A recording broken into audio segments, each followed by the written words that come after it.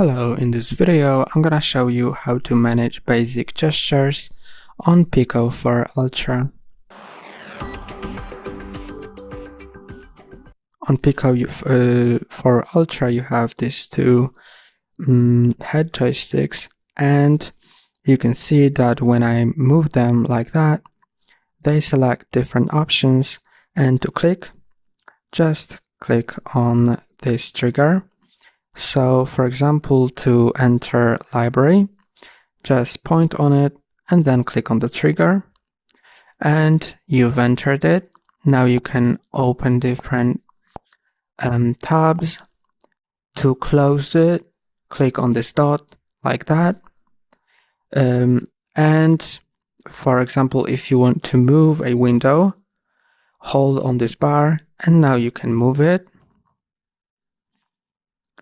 You can open the control center as well.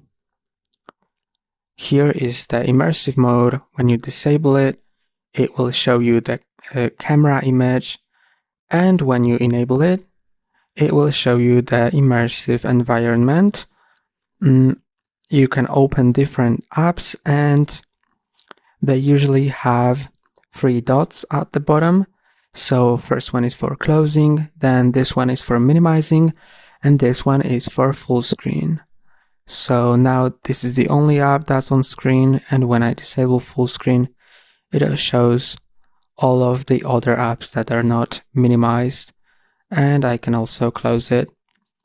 Let's go into settings now, and in settings you have these different options. To scroll through them, you can either use the stick to scroll, or use the trigger and just use it like you would on a touch screen.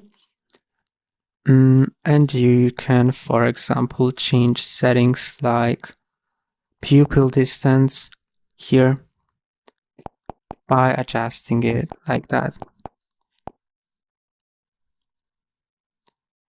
And you can also double tap on the right side of your headset to enable quick see-through.